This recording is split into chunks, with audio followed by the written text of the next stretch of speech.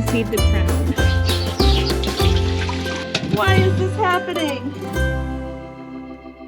Hey guys, welcome back to Sage and Stone Homestead. My name is Heather. This is Tallulah. And before we start the vlog, I wanted to let you guys know that our website is open and functional. We actually have a couple listings on there of some things that we procured or made off of our farm, like our honey, some soap, and some handmade antler jewelry that Levi made on our farm. You can get a sneak peek of that underneath of the video here without even clicking a link. You can see a couple of the listings right there in our little shop tab underneath the video. I'll go ahead and link the shop in the pinned comment so you can check that out. Now let's get to the vlog. Hey buddy. Hey Martha. Do I always wear my goat slippers to the barn? No. But I came outside. I need to do a couple things in the greenhouse. But I noticed that Christine was not with the rest of the herd out grazing, and I want to check on her and the baby. There he is. Mars, you better back up. She doesn't want you near her baby. Go on.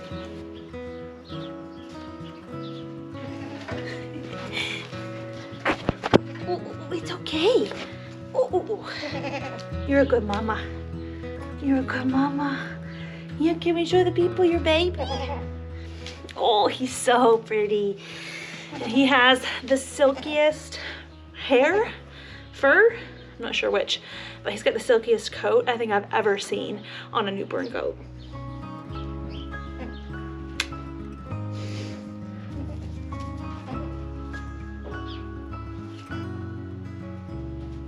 She's not really willing to venture too far away from the barn with him. I don't really blame her for that, but consequently that means she's not really getting a lot of forage. She's not really grazing. So tonight I need to make sure that she's got some hay. She really does need that long stem forage to help keep her rumen healthy. You be a good boy. Leave that baby alone.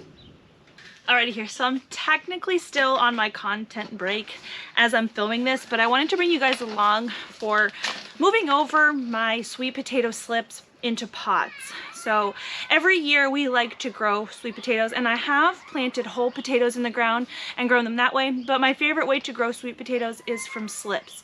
So what I've done is actually put a sweet potato suspended in some water and allowed that to grow its vines. These vines can then be kind of snapped off and cracked off and placed into soil and create whole new sweet potato plants that will grow plentiful amounts of sweet potatoes in about 120 days. You technically could take the slips straight off of the sweet potato in the water and put them right in the garden. We don't have amazing lighting in my house, and these potatoes have been sitting on the windowsill in my kitchen for a couple of months now, and I need to be able to acclimate those slips into the full sun. And my favorite way to do that is actually to take the slips off, put them in start pots like this so that I can carry them around a little bit more easily to help regulate how much sun they're getting day by day. If I just thrust these slips out into the full sun, they're gonna wither up and die. We have a lot of sun here. So the space that I have to plant sweet potatoes this year is a 3-foot by 4-foot raised bed, and I'm gonna plant 1 sweet potato slip per square foot. So I'm gonna end up putting 12 slips in the ground. I think I'm going to transfer over about 16 into these pots, and that's just going to ensure that I do end up with the 12 at the end of it. So here's my lovely, insane sweet potato plant that I've had suspended in water for a couple months. And I actually have 4 of these inside. I did not need to grow that many. But this sweet potato has plenty of slips to fill up all of these pots. And I actually did end up doing 21. So what I'm actually gonna do here is detach this slip from the base of the potato. But I can actually use more than just this 1 slip to make multiple sweet potatoes. So you can notice here at the base of the leaves, you can see little tiny root nodules forming. I could make a new plant out of each one of those little sections, but I don't actually have to split them up that small. I want to have probably 4 or 5 leaves per slip. So what I'm gonna do is take one of my vines here, kind of break it, and make sure that I've got some roots on the end and jam it right down into the soil. Just like so. And then what I've got left, see this little stem that I have left? It's actually got some root nodules here and some here. And I'm gonna stick this into the ground. Or into the pot. Straight in.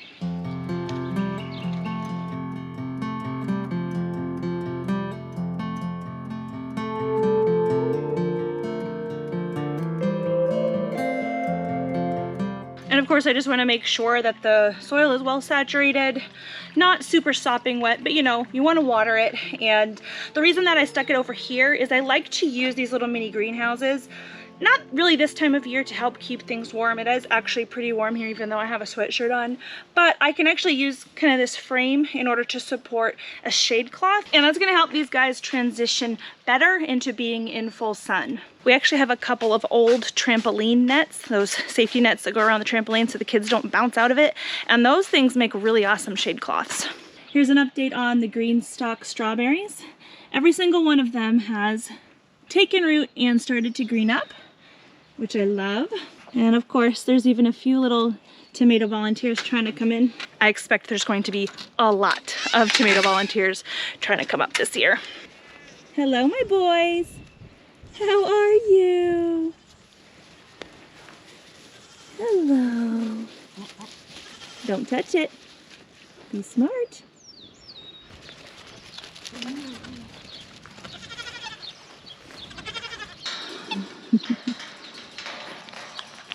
Their faces are a little bit dirty. I have a little protein pail inside their little house. It helps give them their minerals in a little bit of a more controlled environment. Protein pails aren't necessarily ideal, but they work really well for us in our buck areas.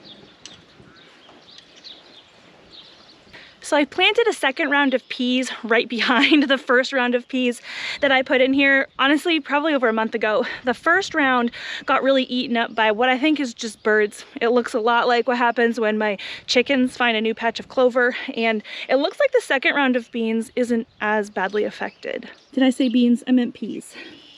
See, nice full leaves there, but these guys are still struggling pretty hard. But this is a tomato. Over here on this arch trellis, I did have cherry tomatoes last year, and I had a lot of cucamelons, and I'm hoping that I get some of those to volunteer. That looks suspiciously like a cucamelon, but we're gonna have to wait and see. I am kind of a sucker for morning glories, even though they are very invasive in the garden. Got a lot of morning glory volunteers trying to make their way out. And I planted some radishes around the same time that I planted the first round of peas over there, and some of them are starting to get their little bulbs, which is awesome. See that one? They're not quite ready yet. It's another one. So our broccoli is doing the thing that broccoli most often does around here. It's going to seed. The flowers are gorgeous and the bees love them, so I think for now I'm gonna leave them. I did harvest some of the little tiny heads out of these the other day, and I put them in a soup. This was the Waltham 29 broccoli, and I've tried to grow it for a few years. I'm not gonna really try it again. I don't think there's any sense in it. The one broccoli variety that I had success with was called Gypsy Hybrid, and I need to order some more of those seeds. I won't be able to plant them this year because it's just gonna get too hot too fast. It's definitely too late to try to start broccoli from seed here, but next year. The cabbage are looking really good though. They have loved all of the rain that we've gotten. Oh. This one's bolting though. I've actually never seen a cabbage bolt, but looks a lot like the broccoli bolting. That one's bolting too. But these ones look okay. They're actually trying to form a head, which is obviously the goal. And I have noticed my asparagus doing some lovely asparagus things. So this one's not quite long enough. I'm gonna wait for it to get about a foot tall before I snap it off. But the asparagus is looking really lovely this year. We'll harvest all of the asparagus stalks that are the width of a pencil or greater. All of these little spindly ones, especially these little wispies down here, look at that. We wanna leave these and allow these to feed the crown. If we went ahead and picked every asparagus stalk that came out of the ground, there wouldn't be any more asparagus next year. So you need to allow enough asparagus to live its life cycle, frond out, collect sun, and then send that energy back into the ground in the fall. Alrighty, so it's been a couple days since we put the sweet potato slips in the dirt and they don't look super happy. This doesn't really concern me at this point. They're just having, you know, transplant shock, and what the plants are doing is working on developing those roots. And sometimes when a plant is working on root development, the top part of the plant can kind of suffer a little bit. Plus they're getting used to being in the sun. So I've moved them from the greenhouse with the shade cloth actually to my front porch because this is much more shaded. It only gets direct sun for a couple hours in the morning, and the morning sun is the least intense, and then these guys are shaded all day. And they're also getting used to being out in the breeze. So the reaction of these leaves isn't really surprising. These plants will probably put out new leaves, and we'll be able to see those in a couple weeks.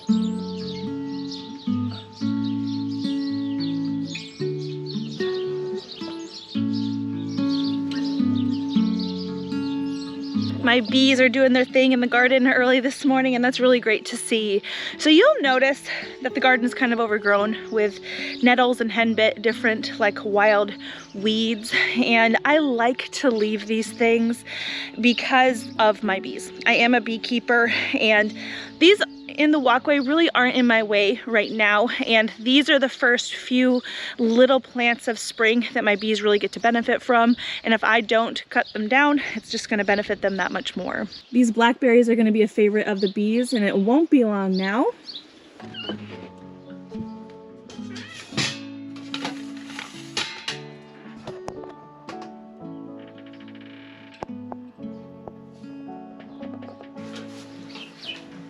Good morning. Hello. Where's your baby? Huh? I see him. And good morning.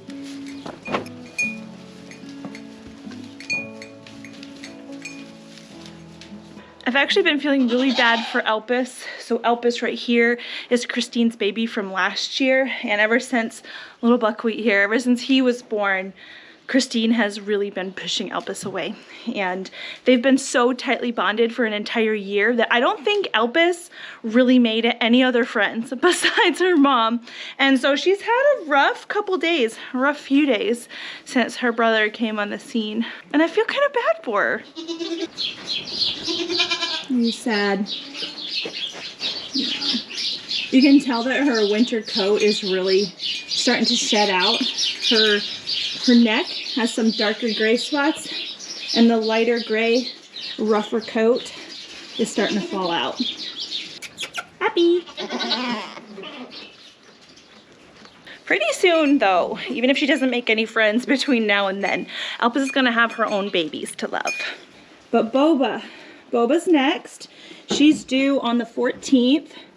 Real squishy, but she still has her ligaments. Hello, ma'am. So, no goat birth today, which is just fine. I actually have a lot of milk to process. 1, 2, 3. Come on. 4. Oh. Come on, baby.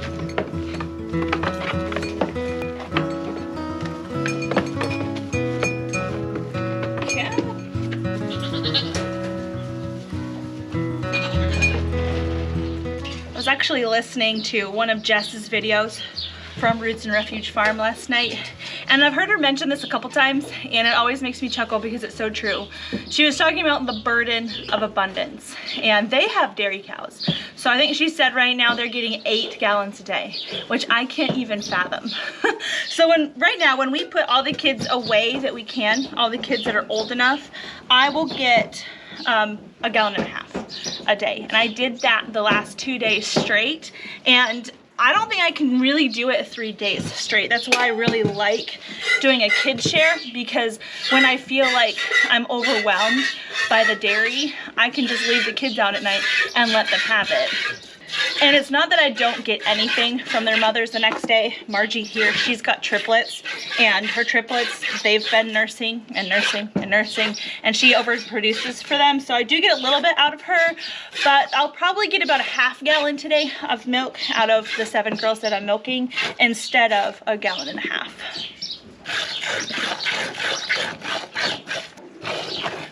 Why are you kicking me lately? Huh? Bad habit.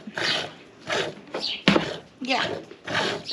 Margie here all by herself, when I do separate her kids for 12 hours a night, she'll give me an entire half gallon. So it looks like I'll get about 3, possibly 4 cups out of her with the kids on, which is crazy.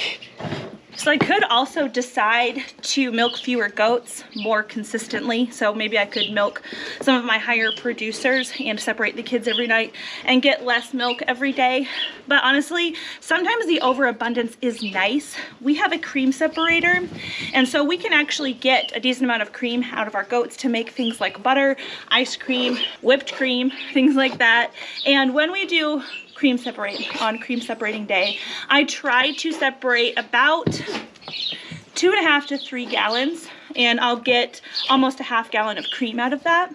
And that half gallon of cream makes around 5 sticks of butter in my experience. So that's a lot of milk, if you think about it, to get a small amount of butter. But we do turn around and make that skim milk into other things. But that's when the abundance is really appreciated, when you're trying to get the cream out of it. Goats, especially like Margie, she doesn't have a high butterfat content. She puts a lot of volume in the pail, but it tastes a lot like cow's milk, which to us is not as creamy as goat's milk. But I digress. It really helps to get that much milk when the cream is really what we're after. But that's absolutely not every day. So it is kind of nice to have the option, but allow the kids to drink the extra milk when I don't need that much milk.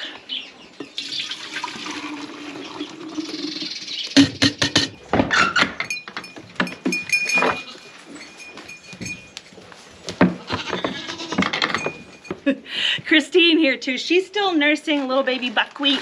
Obviously, he's only like 5 days old, and she's not at her peak capacity. I'm pretty excited to milk her this year.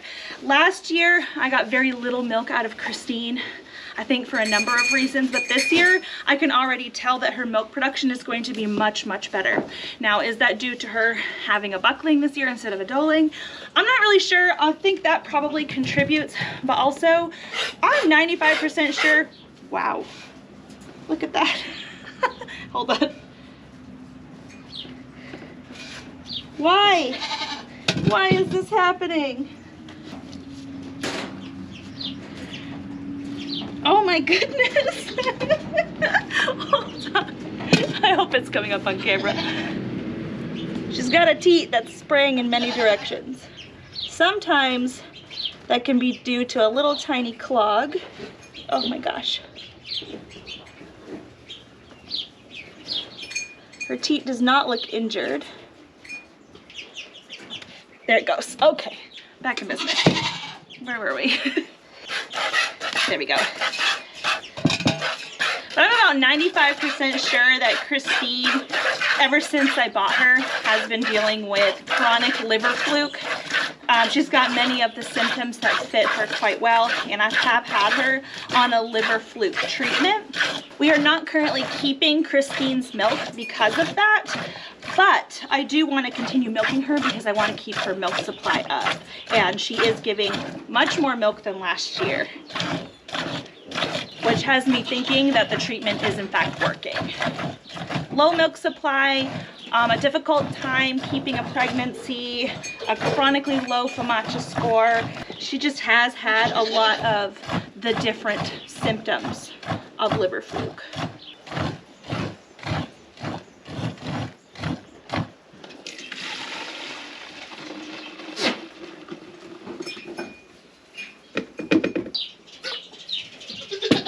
So those of you who were with us last year, seeing us milk Christine after having Elpis, you'll know that this is much more milk than we got last year.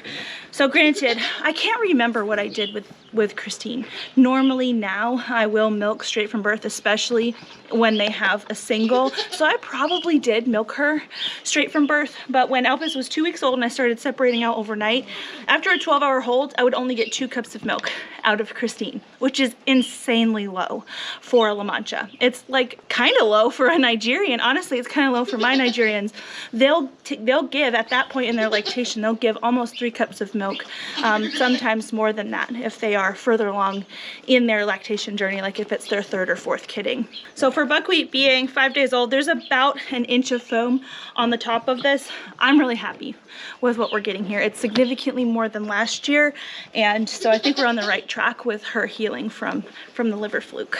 But it also could be the fact that she is a buckling and not a doeling. I have no idea. In any case, I'm super happy.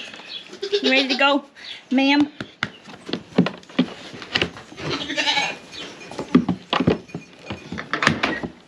So I'm actually not going to show you guys what I do today with the dairy, how I process the dairy. I've made a whole playlist of things that I make using our goat's milk, and I'm gonna link that up here. If you've seen a couple of our videos in the past, go ahead and click that playlist. There might be a couple things that you haven't seen. It's been a long time since I showed you how to make butter, but that's on there too.